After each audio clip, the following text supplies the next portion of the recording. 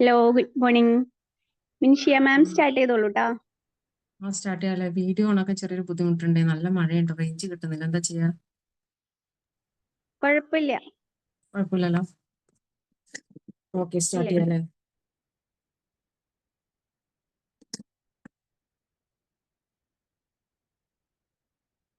Start ചെയ്യാലോ അല്ലേ? Start ചെയ്തോളൂ. അസ്സലാമു അലൈക്കും വറഹ്മത്തുള്ളാഹി. Very good morning dears. ഞാൻ ഇന്നിവിടെ പ്രസന്റ് ചെയ്യാൻ ഉദ്ദേശിക്കുന്നത് പാരന്റിങ് എന്നൊരു വിഷയത്തെ കുറിച്ചാണ് കേട്ടോ.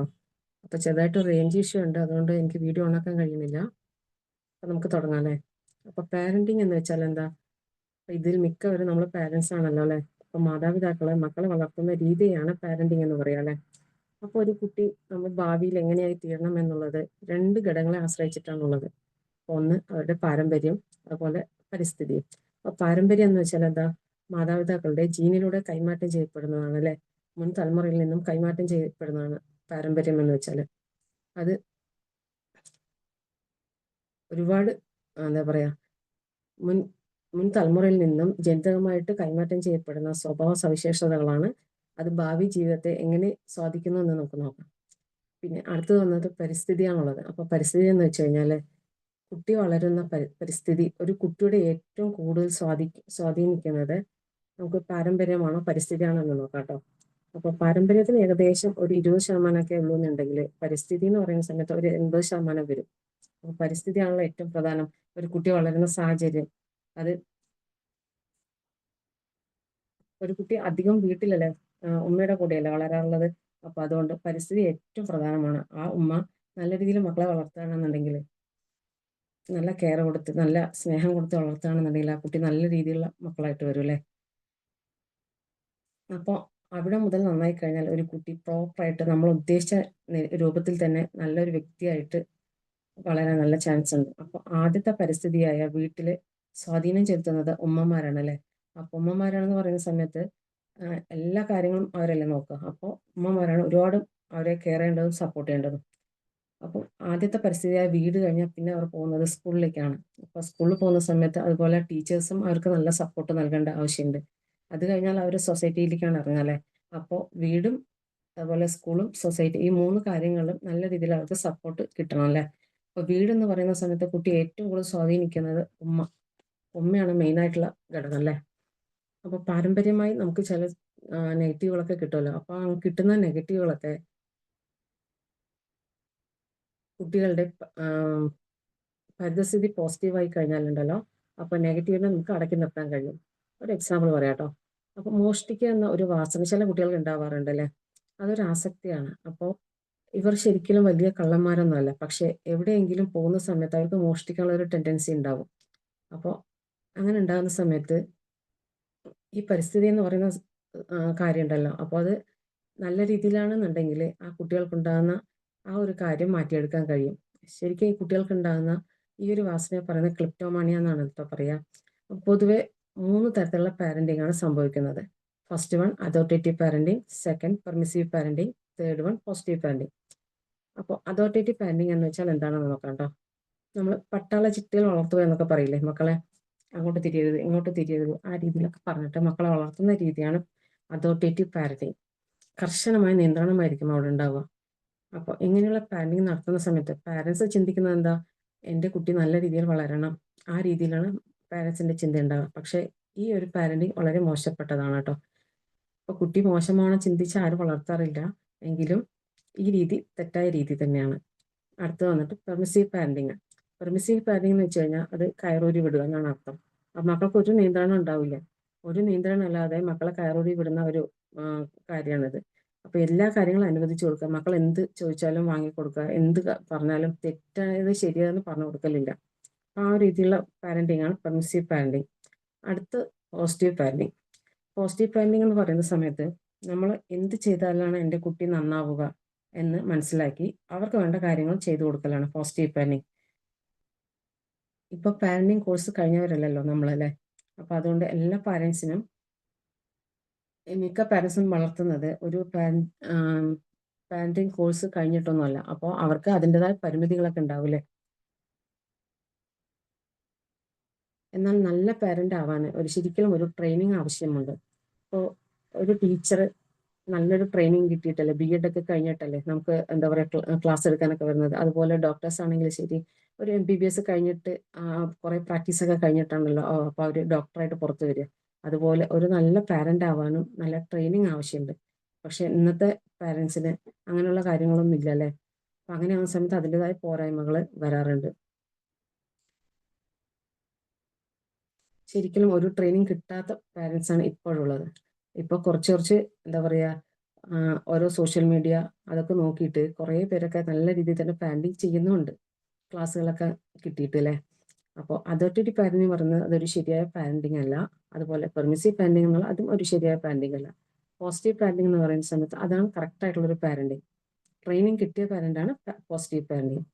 നമ്മൾ നല്ല പാരൻ്റ് ആവാൻ എന്താണ് ചെയ്യേണ്ടതെന്ന് നോക്കാം. അടുത്തത്, കുട്ടിയെക്കുറിച്ച് നമ്മൾ A to Z കാര്യങ്ങൾ നമ്മൾ മനസ്സിലാക്കിയിരിക്കുക എന്നുള്ളതാണ് ആദ്യം വേണ്ടത്. കുട്ടിയെ അറിയുക എന്നതിന് പകരം കുട്ടിയുടെ ആവശ്യങ്ങൾ അറിയണം. കുട്ടിക്ക് എന്താണ് ആവശ്യം എന്നുള്ളത് നമ്മൾ മനസ്സിലാക്കണം. Needs of A child.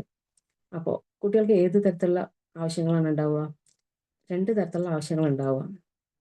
Mental need and physical need. ശാരീരികമായ ആവശ്യങ്ങൾ ഉണ്ടാവും, അതുപോലെ മാനസികമായ ആവശ്യങ്ങൾ ഉണ്ടാവും അല്ലേ. അപ്പോൾ ശാരീരികമായ ആവശ്യം എന്ന് പറയുന്നത് എന്തൊക്കെയാണ് വരിക? അതിൽ ഭക്ഷണം, വെള്ളം, വായു, വീട്, ആ രീതിയിലുള്ള കാര്യങ്ങളൊക്കെയാണ് വരിക അല്ലേ.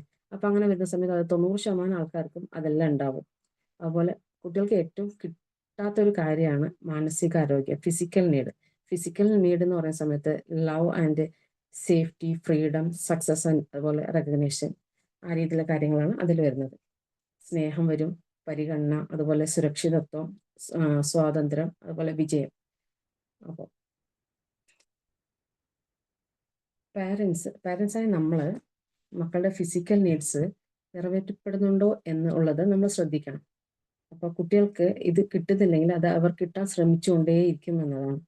അപ്പോൾ അവർക്ക് സ്നേഹം അത്യാവശ്യമാണ് അല്ലേ. അപ്പോൾ അത് നമ്മൾ കൊടുത്തെങ്കിലല്ലേ അവർക്ക് കിട്ടൂ. പുറത്തുനിന്ന് അവിടെ നിന്ന് സ്നേഹം കിട്ടാനില്ലല്ലോ. അപ്പോൾ അതുകൊണ്ട് പാരൻസായ നമ്മൾ അവരെ നല്ല രീതിയിൽ തന്നെ സ്നേഹിക്കണം അല്ലേ. അപ്പോൾ ചില പാരൻസ് പറയാറുണ്ട്, ഞാൻ എൻ്റെ മക്കളെ നല്ല സ്നേഹമാണ്, പക്ഷേ ഞാനത് പ്രകടിപ്പിക്കാറില്ല എന്നൊക്കെ അല്ലേ. അപ്പോൾ പ്രകടിപ്പിക്കാത്ത സ്നേഹം അത് വെറും വേസ്റ്റാണ് അല്ലേ. അപ്പോൾ സ്നേഹം എന്നത് ഒരാളോട് തോന്നുന്ന ഒരു സന്തോഷകരമായ ഒരു വികാരത്തെയാണ് സ്നേഹം എന്ന് പറയാം അല്ലേ. സ്നേഹം കുട്ടികൾക്ക് അത്യാവശ്യമാണ്. മക്കളെ പാരൻസ് നല്ല രീതിയിൽ സ്നേഹിക്കണം, കെയർ ചെയ്യണം. അതുപോലെ സ്നേഹിച്ചാൽ മാത്രം പോരാ, ആ സ്നേഹം പ്രകടിപ്പിക്കുകയും ചെയ്യണം. നമ്മൾ സ്നേഹിക്കുന്നുണ്ട് എന്ന് അവർ മനസ്സിലാക്കുകയും ചെയ്യണം. പ്രകടിപ്പിക്കാത്ത സ്നേഹം ശരിക്കും കപട സ്നേഹമാണെന്ന് തന്നെ പറയാമല്ലേ. നമുക്ക് ഒരാൾ സ്നേഹം ഉണ്ട് എന്ന് അയാൾ അറിയണ്ടേ.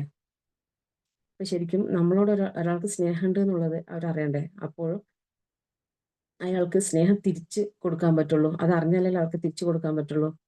അപ്പോൾ രക്ഷിതാക്കൾ ചെയ്യുന്ന ഒരു തെറ്റായ ഒരു കാര്യമാണ് എന്താ വെച്ചാൽ സ്നേഹം പ്രകടിപ്പിക്കില്ല എന്നുള്ളത്. സ്നേഹം പ്രകടിപ്പിക്കണം, അത് അവർക്ക് ഫീൽ ചെയ്യാൻ വേണം. പിന്നെ സ്നേഹം പ്രകടിപ്പിച്ച കുട്ടി വഷളാവുന്നുള്ള ആ ഒരു ചിന്ത തെറ്റാണ് ശരിക്കലും. പക്ഷെ യഥാർത്ഥത്തിൽ സ്നേഹം കുട്ടിയോട് നമ്മൾ എനിക്ക് നിന്നോട് സ്നേഹമുണ്ട് എന്നുള്ള കാര്യം തുറന്നു പറയണം. തുറന്ന് പറയുകയും ചെയ്യും, പ്രകടിപ്പിക്കുകയും വേണം. അതാണ് വേണ്ടത്. അപ്പോൾ കുട്ടിക്ക് അത് മനസ്സിലാവും. സ്നേഹം കിട്ടാത്ത കുട്ടികൾ ശരിക്കും വഴിതെറ്റി പോവാറുണ്ട് അല്ലേ.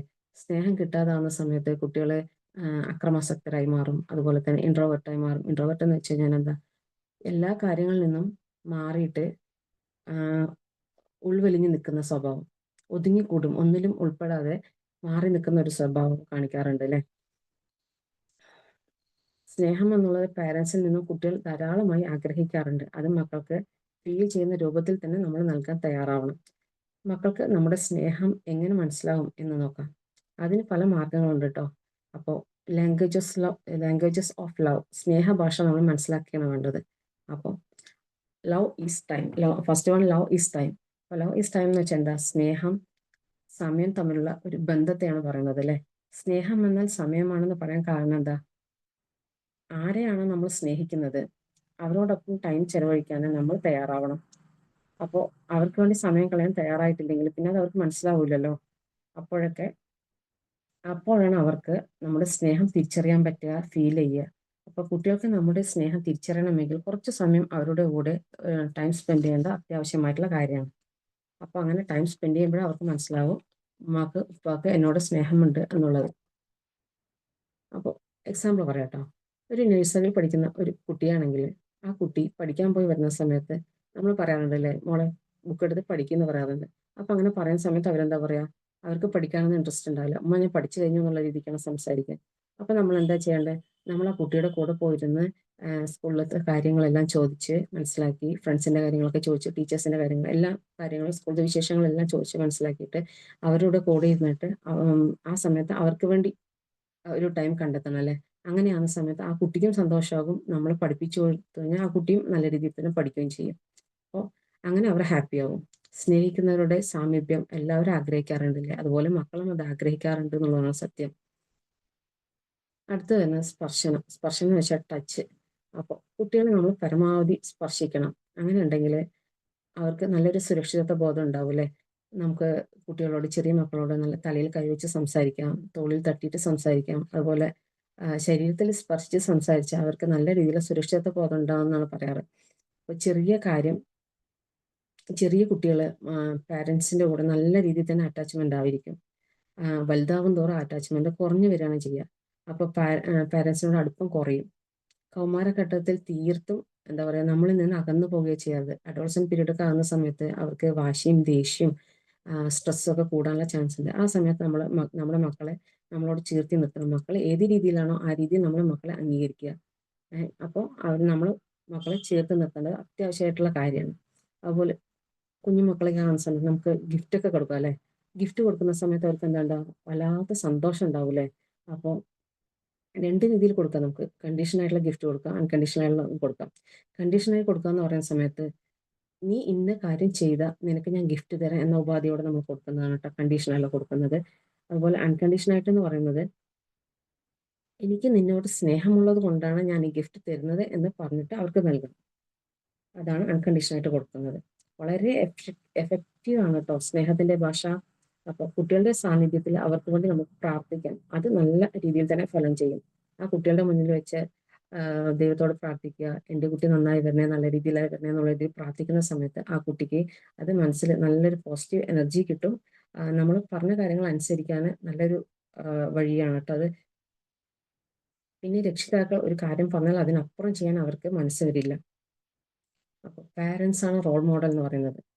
പാരൻസിനെ കണ്ടിട്ടാണ് മക്കൾ പഠിക്കുന്നത്. പാരൻസ് എന്താ പറയുന്നത്, എന്ത് ചെയ്യുന്നു, അത് നോക്കിയിട്ടാണ് മക്കൾ ഓരോ കാര്യങ്ങളും മനസ്സിലാക്കുന്നതും പഠിക്കുന്നതും.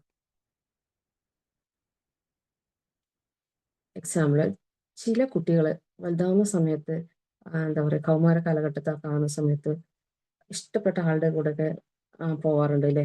അപ്പൊ അങ്ങനെയൊക്കെ ആവുന്ന സമയത്ത് അതിനൊക്കെ ശരിക്കും നല്ലൊരു കാരണം കേട്ടോ. ചെറുപ്പത്തിൽ സ്നേഹം കിട്ടാതെ വളരുന്ന മക്കളായിരിക്കും അത്. ഏകദേശം രക്ഷിതാക്കൾ വിചാരിക്കും നല്ല രീതിയിൽ സ്നേഹം കൊടുത്താണല്ലോ ഞാൻ വളർത്തിയത്, പിന്നെ എന്തുകൊണ്ട് എൻ്റെ മോൾ ഇങ്ങനെ ചെയ്തു പോയി, ആ ഒരു രീതിയിൽ രക്ഷിതാക്കൾ പറയും.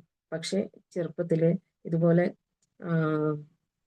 കുട്ടികളെ സ്പർശിക്കാതെയും എന്താ പറയുക, കെയർ ചെയ്യാതെയൊക്കെ ഇരുന്ന് കഴിഞ്ഞാൽ വലുതാവുന്ന സമയത്ത് ആ കുട്ടികൾ ആ രീതിയിലുള്ള കാര്യങ്ങൾ മക്കളെ മാതാപിതാക്കളെ വിഷമിപ്പിക്കുന്ന കാര്യങ്ങളൊക്കെ ചെയ്യാറുണ്ട് അല്ലേ. അപ്പൊ അതുകൊണ്ട് മക്കളെ നല്ല രീതിയിൽ തന്നെ നമ്മൾ കെയർ ചെയ്യുക. അങ്ങനെ ഉണ്ടെങ്കിൽ മാതാപിതാക്കളെ വിഷമിപ്പിക്കുന്ന ഒരു സാഹചര്യം ഉണ്ടാവില്ല എന്നുള്ളതാണ് സത്യം. ഇനി അടുത്ത സേഫ്റ്റി ആണ് കേട്ടോ. സേഫ്റ്റി എന്ന് വെച്ച് കഴിഞ്ഞാൽ തൻ്റെ പാരൻസിന്റെ കീഴിൽ ഞാൻ സേഫ് ആണെന്നുള്ള ഒരു വിശ്വാസം വേണമല്ലേ മക്കൾക്ക്. അപ്പോൾ ആ ചിന്ത ഉണ്ടാകുന്ന സമയത്ത് അവർ ഹാപ്പിയാണ്. എനിക്ക് എന്ത് പ്രോബ്ലം ഉണ്ടെങ്കിലും എൻ്റെ ഉപ്പയുണ്ട്, ഉമ്മയുണ്ട് എന്നെ നോക്കാൻ, എൻ്റെ കാര്യങ്ങൾ നോക്കാനുള്ള ആ ഒരു ചിന്ത അവർക്ക് വേണം. സുരക്ഷിത ബോധം അവർക്ക് വേണം. അപ്പോൾ പാരൻസിന്റെ സംരക്ഷണം ഉണ്ടെന്ന് തോന്നുന്ന സമയത്ത് അവർ ഹാപ്പിയാവും. ഇപ്പോൾ കുട്ടികൾ സ്കൂളിൽ നിന്ന് വന്ന് എന്തെങ്കിലും പറയുന്ന സമയത്ത്, നീ എന്തിനാ ഇങ്ങനെ ചെയ്തത്, എന്തിനാ ആ കാര്യം ചെയ്തു, ഇക്കാര്യം ചെയ്തു എന്നൊക്കെ പറഞ്ഞ് നമ്മൾ കുറ്റപ്പെടുത്തുന്നതിന് പകരം അവരെ നമ്മുടെ കൂടെ ചേർത്ത് നിർത്തുക. അവരെ പറയുന്നത് കേൾക്കാൻ അനുവദിക്കുക, സമയം കൊടുക്കുക. എന്നിട്ട് അതിനുള്ള പരിഹാരം നമ്മൾ കണ്ടെത്തുകയാണ് ചെയ്യേണ്ടത്. പിന്നെ അടുത്തത് വരുന്നത് റെക്കഗ്നീഷൻ. റെക്കഗ്നീഷൻ എന്ന് വെച്ചാൽ എന്താ, അംഗീകാരം അല്ലേ. അംഗീകാരം ആഗ്രഹിക്കാത്ത ഒരാളും ഇല്ല അല്ലേ. നമ്മളും അത് ആഗ്രഹിക്കുന്നവരല്ലേ. അപ്പോൾ അംഗീകാരം എന്ന് ഏതൊരാളും ആഗ്രഹിക്കുന്ന ഒരു കാര്യമാണ്. നമ്മളും അത് ആഗ്രഹിക്കാറുണ്ട് എന്നുള്ളതാണ് സത്യം. ചെറിയ കുട്ടികൾക്കാണ് ചെറിയ ചെറിയ കാര്യങ്ങൾ മതി അവർക്ക് സന്തോഷിക്കാനായിട്ടല്ലേ. അപ്പോൾ എന്ത് ചെറിയ കാര്യങ്ങൾ ഉണ്ടെങ്കിലും നമ്മൾ അവരെ നല്ല രീതിയിൽ തന്നെ അപ്രീസിയേറ്റ് ചെയ്യണം. അപ്പോൾ നമ്മൾ ശരിക്കും ട്രെയിൻ ചെയ്തെടുക്കേണ്ട ഒരു കാര്യമാണ് അപ്രീസിയേഷൻ എന്നത്. ഒരാളെ അപ്രീസിയേറ്റ് ചെയ്യുക എന്നുള്ളത് നമുക്കും കൂടി ഉണ്ടാക്കിയെടുക്കാൻ പറ്റിയ ഒരു പോസിറ്റീവ് ആയിട്ടുള്ള ഒരു ക്വാളിറ്റി ആണെന്ന് പറയാം. നമുക്ക് മറ്റുള്ളവർക്ക് സപ്പോർട്ട് നൽകാം. എല്ലാവർക്കും, നമ്മുടെ ചുറ്റുമുള്ള എല്ലാ ആൾക്കാർക്കും നമുക്ക് സപ്പോർട്ട് നൽകാം. പോസിറ്റീവായിട്ട് സപ്പോർട്ട് നൽകാൻ പറ്റും. അതുപോലെ നമ്മുടെ ഫാമിലിയിൽ നിന്നാണ് ഈ അപ്രീസിയേഷൻ എന്നുള്ള കാര്യം നമ്മുടെ ഫാമിലിയിൽ നിന്നാണ് തുടങ്ങുന്നത്. ഉപ്പ, ഉമ്മ, മക്കൾ, അതുപോലെ തന്നെ കുടുംബക്കാർ. അങ്ങനെ ആ സമയത്ത് അപ്രീസിയേഷൻ നമ്മുടെ കുടുംബത്തിൽ നിന്ന് തുടങ്ങിക്കഴിഞ്ഞാൽ അത് അവർ പുറത്തു പോയി കഴിഞ്ഞാൽ ചെറിയ കുട്ടികൾക്ക് അത് ഒരു പ്രാക്ടീസ് കൊടുത്തു കഴിഞ്ഞാൽ, അത് ചെറിയ കുട്ടികളാണെങ്കിൽ അത് പുറത്തു പോകുന്ന സമയത്ത് അങ്ങനെ ചെയ്യാറുണ്ട്. അപ്പോൾ ഏതൊക്കെ രീതിയിൽ നമുക്ക് അപ്രീസിയേഷൻ ചെയ്യാമെന്നുള്ളത് നോക്കാം. വാക്കുകളിലൂടെ കൊടുക്കാം, സ്പർശനത്തിലൂടെ കൊടുക്കാം, അതുപോലെ വസ്തുക്കളിലൂടെ കൊടുക്കാം അല്ലേ. വാക്കുകളിലൂടെ എന്ന് പറയുന്നത് ഏതൊക്കെ രീതിയിലാണ് നമുക്ക് കൊടുക്കാൻ പറ്റുക? ഒരു മോൻ എക്സാം ഒക്കെ പാസ്സായിട്ട് വന്ന് നിൽക്കുന്ന സമയമാണ്, ആ മോനെ വെരി ഗുഡ്, നല്ല മിടുക്കനാണ് കേട്ടോ, നല്ല രീതിയിൽ തന്നെ എക്സാം എഴുതിയിട്ടുണ്ട്, അങ്ങനെയൊക്കെ പറയാം നമുക്ക് അല്ലേ. പോസിറ്റീവായിട്ടുള്ള സ്ട്രോക്കുകൾ നമുക്ക് ഒരുപാട് നൽകാൻ പറ്റും. സ്പർശനത്തിലൂടെ എന്ന് പറയുന്ന സമയത്ത് നമുക്ക് ഷേക്ക് കൊടുക്കാം, അതുപോലെ ഹഗ് ചെയ്യാം, കിസ് ചെയ്യാം, അതുപോലെ അങ്ങനത്തെ കാര്യങ്ങളെല്ലാം ചെയ്യാം അല്ലേ. പിന്നെ എന്തെങ്കിലും നമ്മൾ വസ്തുക്കളൊക്കെ വാങ്ങിക്കും, ഗിഫ്റ്റൊക്കെ വാങ്ങിക്കൊടുക്കുകയാണെങ്കിൽ നല്ല മാർക്കൊക്കെ വാങ്ങുന്ന സമയത്ത് നമുക്ക് ഗിഫ്റ്റൊക്കെ വാങ്ങിക്കൊടുക്കാൻ പറ്റും. ശരിക്കും പട്ടം പറത്തുന്ന പോലെയായിരിക്കും നമ്മൾ മക്കളെ വളർത്തേണ്ടത്. എന്ന് വെച്ചാൽ വിശാലമായ ലോകത്ത് എത്ര വേണമെങ്കിലും എങ്ങോട്ട് വേണമെങ്കിലും പറക്കാനുള്ള സ്വാതന്ത്ര്യം നമുക്ക് അവർക്ക് കൊടുക്കാം. പക്ഷേ നിയന്ത്രണം വിടുന്നു എന്ന് കണ്ടു കഴിഞ്ഞാൽ നമ്മുടെ കയ്യിൽ വേണം അതിൻ്റെ ചരടല്ലേ. അപ്പം അങ്ങനെ ആ സമയത്ത് നിയന്ത്രണം വിടുന്നു എന്ന് കാണുന്ന സമയത്ത് നമ്മൾ ആ ഒരു കയറ് പിടിച്ച് വലിക്കും. അങ്ങനെ ആ സമയത്ത് നമ്മുടെ മക്കൾ നമ്മുടെ കൺട്രോൾ വിട്ട് എങ്ങോട്ടും പോകില്ല. നമ്മുടെ ചുറ്റിലും അവർ പാറിപ്പറന്ന് നടക്കൂലേ. അപ്പോൾ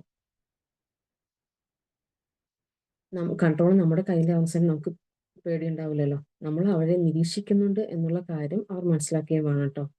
പിന്നെ അടുത്തത് വരുന്നത് സക്സസ് ആണ്. സക്സസ് എന്ന് പറഞ്ഞു കഴിഞ്ഞാൽ എന്താ, നമ്മുടെ മക്കളെ ചെറിയ ചെറിയ കാര്യങ്ങൾ നേടുന്ന സമയത്ത് തന്നെ നമ്മൾ ആ വിജയം ആഘോഷിക്കുക. ചെറിയ ചെറിയ കാര്യങ്ങൾക്ക് വിജയം ആഘോഷിക്കുന്ന സമയത്ത് അവർക്ക് വലിയ കാര്യങ്ങൾ നേടാനുള്ള ആ ഒരു ആഗ്രഹം മനസ്സിൽ വരും. വലിയ വലിയ വിജയങ്ങൾ നേടാൻ അവർക്ക് കോൺഫിഡൻസ് ഉണ്ടാവും, ആഗ്രഹം ഉണ്ടാവും അല്ലേ. അപ്പൊ പല കുട്ടികൾക്കും ചീത്ത ശീലങ്ങളൊക്കെ ഉണ്ടാവാറുണ്ട്. ചീത്ത ശീലങ്ങളെ മാറ്റാനുള്ള മറ്റൊരു ടെക്നിക്കാണ് ടോക്കൺ സിസ്റ്റം എന്ന് പറയുന്നത്. ടോക്കൺ സിസ്റ്റം എന്ന് വെച്ചാൽ എന്താ, ഒരു കുട്ടിക്ക് നേരത്തെ എണീക്കണം എന്ന് വിചാരിക്കുക, പക്ഷെ നേരം വൈകിയാണ് അവൻ എണീക്കാറ്. ഒരു 5 മണിക്കൊക്കെ വിളിച്ച് ഉണർത്തണം എന്ന് വിചാരിച്ചു കഴിഞ്ഞാൽ നേരം എത്ര വിളിച്ചാലും ആ കുട്ടി എണീക്കൂല, നേരം വൈകി എണീക്കുള്ളൂ. അപ്പൊ അങ്ങനെയൊക്കെ ആകുന്ന സമയത്ത് നമ്മുടെ പ്രോബ്ലം എന്താണെന്ന് വെച്ചാൽ 5 മണിക്ക് കുട്ടിയെ എണീപ്പിക്കണം, അതൊരു ശീലമാക്കണമെന്ന് നമ്മുടെ പ്രശ്നം. പക്ഷെ 5 മണിക്ക് ആ കുട്ടിയെ വിളിക്കുന്ന സമയത്ത് ആ കുട്ടിയെ ചീത്ത പറയേണ്ടി വരും, ചിലപ്പോൾ അടിക്കേണ്ടി വരും, അങ്ങനെയൊക്കെ ആവൂലേ. അപ്പോൾ അതൊരു ശീലമാവും, ആ കുട്ടിക്ക് ഇല്ല. അപ്പോൾ അത് ശീലമാക്കാൻ നമ്മൾ എന്താ ചെയ്യേണ്ടത്? എല്ലാ ദിവസവും അടിച്ച് ചീത്ത പറഞ്ഞ് ഉണർത്തുന്നതിന് പകരമായിട്ട് നമുക്ക് ശരിക്കും ഇവിടെ ഒരു ടോക്കൺ സിസ്റ്റം വെക്കാം. അപ്പോൾ നീ 5 മണിക്ക് എണിക്കുന്ന ദിവസം നിനക്കൊരു ടോക്കൺ നൽകാം. അപ്പോൾ 30 പൂർണ്ണമായ അത് നീ എനിക്ക് തിരിച്ചു തരണം. അപ്പോൾ ഞാൻ നിനക്ക് നല്ലൊരു ഗിഫ്റ്റ് തരുന്നുള്ളത് നമുക്ക് പറയാം അവരോട്. അല്ലെങ്കിൽ ടൂർ കൊണ്ടുപോകാം, ആ രീതിയിലൊക്കെ പറയാം നമുക്ക് കുട്ടികളോട്. കുട്ടി സ്വാഭാവികമായി 5 മണിക്ക് എണിക്കും. എന്താ, കുട്ടിക്ക് ടോക്കൺ കിട്ടണ്ടേ, 30 ടോക്കൺ ആയി കഴിഞ്ഞാൽ അവർക്ക് ഗിഫ്റ്റ് കിട്ടുള്ളൂ. ആ ഒരു രീതിയിൽ കുട്ടി നേരത്തെ എണിക്കാൻ തുടങ്ങും. അപ്പോൾ കണ്ടിന്യൂസ് ആയിട്ട് ഒരു 30 ദിവസം, ഒരു മാസം തുടർച്ചയായിട്ട് അവർ എണീറ്റ് കഴിഞ്ഞാൽ അതൊരു ശീലമായിട്ട് മാറില്ലേ. ഏതൊരു കാര്യവും ഒരു 21 ഡേയ്സ് ചെയ്ത് കഴിഞ്ഞാൽ അത് ശരിക്കും ശീലമായി മാറുമെന്നാണ് പറയാറ്. അപ്പോൾ ഒരു 30 ഡേയ്സ് തുടർച്ചയായിട്ട് ചെയ്യുന്ന സമയത്ത് അതൊരു ശീലമായിട്ട് മാറും. അപ്പോൾ ടോക്കൺ സിസ്റ്റം എന്നത് കുട്ടികളുടെ ബാഡ് ഹാബിറ്റ് കുറയ്ക്കാനും ഗുഡ് ഹാബിറ്റ് കൂട്ടാനുമുള്ള ഒരു കാര്യമാണ് കേട്ടോ. നല്ലൊരു ശീലമാണ് ടോക്കൺ സിസ്റ്റം എന്നത്. ഇത് പരീക്ഷിച്ചിട്ട് ഒരുപാട് പേർക്ക് അതിനുള്ള ഗുണം കിട്ടിയിട്ടുമുണ്ട്. അതുപോലെ പാരൻസ് ചെയ്യുന്ന 3 തെറ്റുകൾ എന്തൊക്കെയാണെന്നുള്ളത് നോക്കാം. അപ്പോൾ ജനറലൈസേഷൻ എന്നുള്ളതാണ് ഫസ്റ്റ് വൺ. രണ്ടാമത്തത് കമ്പയറിങ്. അപ്പോൾ ജനറലൈസേഷൻ എന്ന് വെച്ചാൽ എന്താണ്? പൊതുവൽക്കരിക്കുക. ഒരു കുട്ടി ചെറിയൊരു തെറ്റ് ചെയ്താൽ പോലും നീ എപ്പോഴും അങ്ങനെയാണ് എന്ന് പൊതുവൽക്കരിച്ച് നമ്മൾ പറയാറുണ്ട് അല്ലേ. എന്തൊരു കാര്യം ചെയ്താലും ഒരു എക്സാമ്പിളായിട്ട് പറയുന്ന സമയത്ത് ഒരു കുട്ടി ഒരു ഗ്ലാസ് എടുത്തു, അത് താഴെ വീണ് പൊട്ടി. അങ്ങനെ ഉണ്ടാകുന്ന സമയത്ത് എന്താ പറയുക? ഉടനെ നമ്മൾ പറയും, നീ എന്തെടുത്താലും ഇങ്ങനെ തന്നെയാണ് എന്ന് പറയും അല്ലേ. അപ്പോൾ ശരിക്കും അങ്ങനെ പറയാൻ പാടില്ല. കുട്ടികൾ തെറ്റ് ചെയ്താൽ നീ മോശമാണ് എന്ന് പറയുന്നതിന് പകരം നീ ചെയ്ത കാര്യം തെറ്റാണ് എന്ന് പറയാം. വാക്കുകൾ സൂക്ഷിച്ച് പറയുക. അപ്പോൾ യൂസ് ചെയ്യുമ്പോൾ നമ്മൾ നല്ല രീതിയിൽ തന്നെ ശ്രദ്ധിക്കണം കുട്ടികളോട് സംസാരിക്കുന്ന സമയത്ത്. അങ്ങനെ മൊത്തത്തിൽ ആക്ഷേപിക്കാൻ പാടില്ല. ചെയ്ത കാര്യത്തെപ്പറ്റി നമ്മൾ പറയുക, പക്ഷേ നീ മോശമാണ് ആ രീതിയിലുള്ള കാര്യങ്ങൾ നമ്മൾ പറയാൻ പാടില്ല. പിന്നെ അടുത്തത് വരുന്നത് കമ്പയറിങ്. കമ്പയറിങ് എന്ന് പറയുന്ന സമയത്ത് നമ്മൾ സാധാരണ പറയാറുണ്ടല്ലേ, അടുത്ത വീട്ടിലെ കുട്ടി നല്ല മാർക്ക് വാങ്ങുന്ന സമയത്ത് നമ്മൾ പറയാറുണ്ട്, ആ കുട്ടി നല്ല മാർക്ക് വാങ്ങിയത് കണ്ടല്ലോ, നീ ഇപ്പോഴും ഉഴപ്പി നടന്നോ, ആ രീതിയിൽ പറയാറുണ്ട് അല്ലേ കുട്ടികളോട്? ശരിക്കും അങ്ങനെ പറയാനേ പാടില്ല. നമ്മുടെ മക്കൾ ഏത് രീതിയിലാണ് ആ രീതിയിൽ നമ്മൾ അംഗീകരിക്കണം എന്നുള്ളതാണ്. നമ്മുടെ വീട്ടിലെ മക്കളെ അടുത്ത വീട്ടിലെ കുട്ടിയുമായി ഒരിക്കലും താരതമ്യപ്പെടുത്തരുത്. നീ അവനെ കണ്ടുപിടിക്കുക, അവളെ കണ്ടുപിടിക്കുക, ആ രീതിയിലൊന്നും നമ്മൾ സംസാരിക്കാൻ പാടില്ല. ഒരു കുട്ടിക്ക് എപ്പോഴും മറ്റൊരു കുട്ടിയാവാൻ കഴിയില്ല. കുറച്ചുകൂടി ബെറ്റർ ആവണമെന്ന് നമുക്ക് പറയാം കേട്ടോ. പക്ഷേ നീ ആ കുട്ടിയെ പോലെ ആവണം എന്നുള്ളത് ആ കാര്യം നമ്മൾ പറയാൻ പാടില്ല. പിന്നെ അതുപോലെ ചീത്ത വാക്കുകൾ യൂസ് ചെയ്യാൻ പാടില്ല. കുട്ടികൾക്ക് പല പേരുകൾ ഇട്ട് വിളിക്കാറുണ്ട്. നീ പൊട്ടനാണ്, നീ മണ്ടനാണ്, ആ രീതിയിലൊക്കെ സംസാരിക്കാറുണ്ടല്ലേ. ചില അമ്മമാർ പറയാറുണ്ട്, നിനക്ക് എത്ര പറഞ്ഞാലും മനസ്സിലാവില്ല, നീ അങ്ങനെയാണ് ഇങ്ങനെയാണ്. ആ രീതിയിലുള്ള സംസാരങ്ങളൊന്നും കുട്ടികളോട് പാടില്ല. അത് അവരുടെ മൈൻഡിൽ കയറും. മൈൻഡിൽ കയറി കഴിഞ്ഞാൽ പിന്നീട് അതന്നെയായിരിക്കും അവർക്ക് ചിന്ത വരും. കുട്ടികൾ അവരുടെ മുന്നിൽ കാണുന്ന കാര്യങ്ങൾ അനുകരിക്കുകയാണ് ചെയ്യാറ്. അവരെപ്പോഴും കാണുന്നത് പാരൻസിനെയല്ലേ.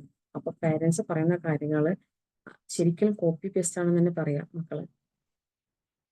അതുപോലെ പാരൻസായ നമ്മൾ മക്കളുടെ മുന്നിൽ വഴക്കിടാനോ ദേഷ്യപ്പെടാനോ അതുപോലെ വേണ്ടാത്ത കാര്യങ്ങൾ പറയാനോ ചെയ്യാൻ പാടില്ല. പിന്നെ അതുകൊണ്ടാണ് പാരൻസ് റോൾ മോഡലാണ് ശരിക്കും. മക്കളോട് ഇങ്ങനെ ചെയ്യണമെന്ന് പറയുന്നതിന് പകരം നമ്മൾ ചെയ്ത് കാണിക്കുകയാണ് വേണ്ടത്. എന്തൊരു കാര്യം പറയുന്നതിന് പകരം നമ്മൾ ചെയ്ത് കാണിക്കുക. അപ്പോൾ മക്കളോട് പഠിക്കാൻ പറയുന്ന സമയത്ത് നമ്മളും ഒരു ബുക്ക് എടുത്തിട്ട് അവരുടെ കൂടെ ഇരുന്ന് കഴിഞ്ഞാലുണ്ടല്ലോ അവർ നല്ല രീതിക്ക് പഠിക്കും. പിന്നെ അവർക്ക് വേറെ ഫോൺ അഡിക്ഷനോ ആ രീതിയിലുള്ള കാര്യങ്ങളൊന്നും ഉണ്ടാവില്ല എന്നുള്ളതാണ്. ശരിക്കും മൊബൈൽ അഡിക്ഷൻ എന്നുള്ളത് ഫോൺ അഡിക്ഷൻ വല്ലാത്തൊരു കാര്യമാണ് അല്ലേ. ഇന്നത്തെ കാലഘട്ടത്തിലെ കുട്ടികൾക്ക് ഫോൺ അഡിക്ഷൻ ഒരുപാടാണ്. അപ്പോൾ സ്കൂൾ വിട്ട് കഴിഞ്ഞ് വന്നതും തന്നെ അവർ നോക്കുന്നത് ഫോണിലേക്കാണ്. അപ്പോൾ മാക്സിമം എത്ര സമയം യൂസ് ചെയ്യാൻ പറ്റും ആ സമയം അവർ യൂസ് ചെയ്യാറുണ്ട്. അപ്പം അങ്ങനെ ആ സമയത്ത് അതിൽ നിന്നൊക്കെ ഒരു മോചനം കിട്ടണമെന്നുണ്ടെങ്കിൽ നമ്മൾ അവരോടൊപ്പം ഇരിക്കണം. അങ്ങനെ ഇരിക്കുന്ന സമയത്താണ് അവർക്കും അതിൻ്റെതായ ഒരു മാറ്റങ്ങൾ ഉണ്ടാവുക. ശരിക്കും മക്കൾക്ക് ക്വാളിറ്റി ടൈം നമ്മൾ കൊടുക്കേണ്ടത് അത്യാവശ്യമാണ്. സ്കൂൾ വിട്ട് വന്നു കഴിഞ്ഞാൽ അവരോട് കൂടെ കുറച്ച് സമയം സ്പെൻഡ് ചെയ്യുക, അവരുടെ കാര്യങ്ങൾ അന്വേഷിക്കുക. അങ്ങനെയൊക്കെ ആകുന്ന സമയത്ത് മക്കൾ നമ്മൾ പറഞ്ഞ കാര്യങ്ങൾ കേൾക്കാനും അതുപോലെ തന്നെ നല്ല രീതിയിൽ വളരാൻ അതൊരു കാരണമായി തീരും. പിന്നെ അംഗീകാരം ഏറ്റവും കൂടുതൽ ആഗ്രഹിക്കുന്നത് കൗമാര കാലഘട്ടത്താണ് കേട്ടോ. അഡോളസെന്റ് പീരീഡിൽ ഒരുപാട് സ്ട്രെസ്സും ആൻസൈറ്റി ഒക്കെ ഉണ്ടാവും അവർക്ക്. അവര് കുറച്ചുകൂടി മെച്ചുവേർഡ് ആവുന്ന കാലഘട്ടമാണ് അഡോളസെന്റ് പീരീഡ് എന്നുള്ളത്. അപ്പോൾ ആ സമയത്ത് ഒരുപാട് സ്ട്രെസ്സും ഹോർമോണൊക്കെ ചേഞ്ചസ് വരുന്നത് കൊണ്ട് നല്ല രീതിയിൽ സ്ട്രെസ് ഉണ്ടാവും അവർക്ക്. അങ്ങനെ ഉണ്ടാകുന്ന സമയത്ത് നമ്മൾ അവരെ നല്ല രീതിയിൽ തന്നെ സപ്പോർട്ട് ചെയ്യണം.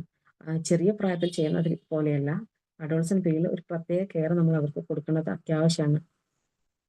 ഒരു കുഞ്ഞിന്റെ മനസ്സിനെ മുറിവേൽക്കാതെ നോക്കേണ്ടത് നമ്മുടെ പാരൻസായ നമ്മുടെ കടമയാണ്. അപ്പോൾ കുട്ടികൾക്ക് ഒരുപാട് വാശിയും ദേഷ്യമൊക്കെ ഉണ്ടാകുന്ന സമയത്ത് നമ്മൾ അതിനനുസരിച്ച് അവരോട് കാര്യങ്ങൾ പറഞ്ഞ് മനസ്സിലാക്കി നമ്മുടെ കൂടെ കൂട്ടുക എന്നുള്ളതാണ് ഏറ്റവും വലിയ ഒരു രീതി കേട്ടോ. അപ്പോൾ പാരന്റിങ്ങിൽ ഇനി അടുത്തത് വരുന്നത് എന്താണെന്ന് വെച്ച് കഴിഞ്ഞാൽ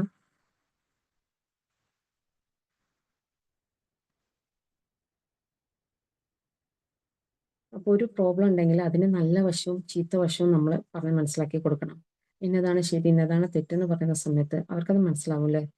ഒരുപാട് ആ ഒരു പ്രായം എന്ന് വെച്ച് കഴിഞ്ഞാൽ വല്ലാത്തൊരു അവസ്ഥയിലൂടെ അവർ കടന്നു വന്നത്. അവർക്ക് പലതരത്തിലുള്ള സ്ട്രെസ്സുകളും ഉണ്ടാകാനുള്ള ചാൻസ് കൂടുതലാണ്. അപ്പോൾ അവർക്ക് ഒരു ടു ഡു ലിസ്റ്റ് ഉണ്ടാക്കാൻ ഹെൽപ്പ് ചെയ്യുക, അതുപോലെ തന്നെ ടൈം മാനേജ്മെന്റ് പഠിപ്പിക്കുക, പിന്നെ അതുപോലെ സപ്പോർട്ടീവ് ആയിട്ടിരിക്കുക, അവരുടെ റെസ്പോൺസിബിലിറ്റീസ് എന്താണെന്നുള്ളത് അവരെ പറഞ്ഞ് മനസ്സിലാക്കുക.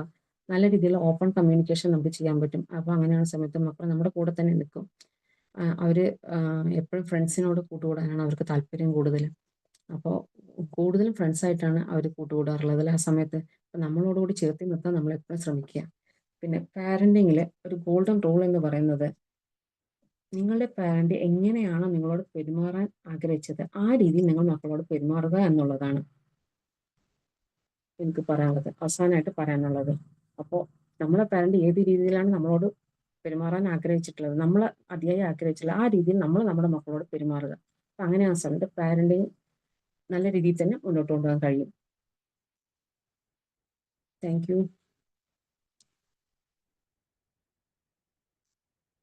സസ്ന മാം.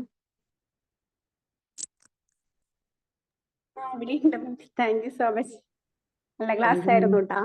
ഒരുപാട് പോയിന്റ്സ് കുറഞ്ഞ സമയത്തിൽ തന്നെ പറഞ്ഞു. അതുപോലെ എന്താണ്, എനിക്ക് 2-3 പോയിന്റ്സ് ഭയങ്കര ഇഷ്ടമായി. ഒന്നെന്ന് പറയണത് നമ്മളെന്ത് അവരുടെ മുമ്പിൽ വെച്ച് അവർക്ക് വേണ്ടി പ്രാർത്ഥിക്കുക എന്നുള്ളത്. പിന്നെ ആ പോയിന്റ് എനിക്ക് നല്ല ഇഷ്ടമായി. പിന്നെ ആ ഒരു പോയിന്റ് ഞാനും നോട്ട് ചെയ്തത്, നമുക്ക് അറിയാത്തൊരു പോയിന്റ് ആയിരുന്നു ആക്ച്വലി. അതെ ഞാൻ ഇതുവരെ ഒരു പാരന്റിങ്ങിന്റെ ക്ലാസ് കേട്ടിട്ടില്ല, ഒരു പോയിന്റ് കേട്ടിട്ടില്ല. ആ, പക്ഷെ അത് ഞാൻ ചാപ്റ്റർ ചെയ്തിട്ടത് നല്ല ഗുണം കിട്ടിയിട്ടുള്ള കാര്യമാണ് കേട്ടോ. അതുകൊണ്ടാണ് ഞാനത് പറഞ്ഞിട്ടുള്ളത്. ഇന്നലെ പിന്നെ അതുപോലെ തന്നെ യൂസ്ഫുൾ ആവുമായിരുന്നു. ഇന്നലെ പാരന്റിങ്ങിന്റെ ഒരു ക്ലാസ് ഉണ്ടായിരുന്നു അറിയാം. ഈ പോയിന്റ് അവിടെ പറഞ്ഞു. അതെല്ലേ? താങ്ക് യു സോ പിന്നെ മച്ച്. നമ്മൾ അവർക്ക് എന്തെങ്കിലും ഗിഫ്റ്റ് എന്തെങ്കിലും മേടിച്ചു കൊടുക്കുമ്പോ ഞാനിത് നിനക്ക് മേടിച്ചു തന്നെ എനിക്ക് നിന്നോടുള്ള സ്നേഹം കൊണ്ടാണെന്ന് പറഞ്ഞിട്ട് കൊടുക്കണം. ആ പോയിന്റ് എനിക്ക് നല്ല ഇഷ്ടമായി. അതെല്ലേ? ഞാൻ നല്ല പോയിന്റ്. സ്പീഡ് കൂടിയോ? ഞാൻ ഇപ്പോഴും സ്പീഡ് കുറച്ച് കൂടുതലുള്ള കുഴപ്പമില്ല. ആളാണ്. ഫസ്റ്റ് ടൈം അല്ലേ വിംബിൾ അക്കാദമിയിൽ ആദ്യമായിട്ടല്ലേ എടുക്കുന്നത്? അൽഹംദുലില്ലാ, ഈ ഒരു ചാൻസ് തന്നതിന് ഒരുപാട് നന്ദി കേട്ടോ. നല്ല ക്ലാസ് ആയിരുന്നു. ഒരുപാട് നല്ല പോയിന്റ്സ് കിട്ടി. ഇന്നലെയാണ് എനിക്ക് അറിഞ്ഞത് കേട്ടോ ഇന്ന് ക്ലാസ് ഉണ്ട് എന്നുള്ളത്. പെട്ടെന്ന് തട്ടിക്കൂട്ടി വന്നതാണ്. അതോ കറണ്ടും ഇല്ലാണ്ടായി പോയി. വീഡിയോ ഓൺ ചെയ്യാൻ പറ്റാണ്ടായി പോയി. വളരെ നന്നായി. നല്ല ക്ലാസ് ആയിരുന്നു. Thank you. പിന്നെ ടോക്കൺ എല്ലാവർക്കും സിസ്റ്റം നല്ലതാട്ടാ. ടോക്കൺ സിസ്റ്റം എഫക്റ്റീവ് ആയിരിക്കും. ടോക്കൺ സിസ്റ്റം അല്ലേ? അതെ. നമ്മളിങ്ങനെ ടോക്കൺ കൊടുക്കുന്നത് ഞാൻ കേട്ടിട്ടില്ല. ഇങ്ങനെ നമ്മളിങ്ങനെ ഒരു ചാർട്ടൊക്കെ ഉണ്ടാക്കി ഇങ്ങനെ ടിക്ക് ചെയ്യും, ഓരോ ദിവസം അത് ചെയ്യുമ്പോ അങ്ങനെയൊക്കെയാണ് നമ്മൾ കേട്ടിട്ടുള്ളത്. ചെറിയ കുട്ടികൾക്ക് നമുക്ക് ടോക്കൺ സിസ്റ്റം കൊടുക്കാൻ പറ്റും. അതെ. ചെറിയ കുട്ടികൾക്ക് പറ്റും. അതെ. ചെറിയ കുട്ടികൾ അത് അംഗീകരിക്കാറുണ്ട്, അനുസരിക്കാറുണ്ട് അത് ചെയ്യുന്ന സമയത്ത്. ഞാൻ ചില ടിപ്പുകളൊക്കെ ചെയ്ത് നോക്കാറുണ്ട്. ഇത് ആക്ച്വലി നമ്മള് അവരെ മീൻസ് ചെറിയ കുട്ടികളാകുമ്പോഴേ ഡെവലപ്പ് ചെയ്ത് കൊണ്ടുവന്നാൽ അവർ അഡോളസെന്റ് ആകുമ്പോൾ അവരതൊരു ഹാബിറ്റ് ആയിട്ട് അവരുടെ ഒപ്പം ഉണ്ടാവും അല്ലെ? അതെ. അഡോളസെന്റ് പീരീഡ് എന്ന് വെച്ചാൽ ഒരുപാട് സ്ട്രെസ് ആണ്. സ്ട്രെസ് വരും. അതെ. Thank you so much ma'am. ഒരുപാട് നല്ല പോയിന്റ്സ് കിട്ടിയിട്ടുണ്ട്. Thank you ma'am. ക്ലാസ് കുറച്ചൊരു ശകലം സ്പീഡ് കൂടി. അതിപ്പോ ഞാനാണെങ്കിൽ എടുത്തിട്ടില്ല. ഞാനും ഇങ്ങനെ ആയിരിക്കും എടുക്കുക. എന്താ അറിയോ, എനിക്ക് ഞാനും ഇങ്ങനെ തന്നെയായിരുന്നു കേട്ടോ. നല്ല സ്പീഡായിരിക്കും. ഞാൻ കുറയ്ക്കാൻ നോക്കാട്ടോ. എപ്പോഴും നല്ല സ്പീഡിലായിരിക്കും. എന്നോട് എല്ലാവരും പറയാറുണ്ട് ഇത്ര സ്പീഡിൽ എടുക്കരുത് എന്നുള്ളത്. പക്ഷെ എനിക്ക് തുടങ്ങിക്കഴിഞ്ഞാൽ വല്ലാത്തൊരു വെപ്രാളാണ്. സ്പീഡ് കൂടിയിട്ടേയിരിക്കും. കുറയ്ക്കാൻ പറ്റുന്നില്ല സംഭവം. ഞാൻ എനിക്ക് ഇതുപോലെ തന്നെയായിരുന്നു. ഞാനിവിടെ വിംബിൾ അക്കാദമിയിൽ ആദ്യം ക്ലാസ് എടുക്കുമ്പോ സാറൊക്കെ എപ്പോഴും പറയും ക്ലാസ് ഒക്കെ നല്ലതാണ്, പക്ഷേ സ്പീഡ് ഇത്തിരി കൂടുതലാണെന്ന് പറയും. പക്ഷെ എനിക്കും കൺട്രോൾ ചെയ്യാനൊക്കെ ആദ്യം ബുദ്ധിമുട്ടായിരുന്നു. നമ്മൾ അങ്ങനെ ശീലിച്ചായിരുന്നു. പിന്നെ എനിക്ക് പിന്നെ ഇങ്ങനെ കുറഞ്ഞു വന്നുട്ടാ. എന്നാലും അത് നമ്മൾ പ്രാക്ടീസ് ചെയ്യുമ്പോൾ കുറഞ്ഞു അത് വരും അല്ലേ? ധാരാളം പോയിന്റ്സ് ഉള്ളതുകൊണ്ട് അത് സമയത്തിനകത്ത് തീർക്കാൻ അതെ. സമയത്തിന് അങ്ങനെ തീർക്കണം. ഞാൻ മനസ്സിലൊരു സമയം ടെൻഡൻസി നോക്കിയാണ് ഞാൻ ഉണ്ടല്ലോ. സംസാരിച്ചത്. അപ്പൊ സമയം നോക്കി സമയം കഴിയോന്ന് വെച്ചിട്ട് നോക്കി സംസാരിക്കായിരുന്നു. അപ്പൊ അത് വേഗം എല്ലാം കൂടി പറഞ്ഞു കഴിക്കണ്ടേ എന്നുള്ള ആ ഒരു ടെൻഷനും കൊണ്ടേ വേഗം പറഞ്ഞ കേട്ടോ. അപ്പൊ എന്നെ കേൾക്കാവുന്ന എല്ലാവർക്കും ഒരുപാട് താങ്ക്സ് ഉണ്ട് കേട്ടോ. Thank you so much ma'am. Very informative. First ആയിട്ടാണ് കേട്ടോ വിംബിൾ അക്കാദമി ഇങ്ങനെ ഒരു ചാൻസ് കിട്ടുന്നത്. Sajna ma'am thank you. അതെ. ഓക്കെ. അപ്പൊ നമുക്ക് വൈൻഡപ്പ് ചെയ്യാം അല്ലേ? ഓക്കെ. ഞാൻ ആർക്കെങ്കിലും എന്തെങ്കിലും പറയാനുണ്ടോ? എല്ലാവരും ലെഫ്റ്റ് ആണെന്ന് തോന്നുന്നുണ്ട്. വൈൻഡപ്പ് ചെയ്യാം.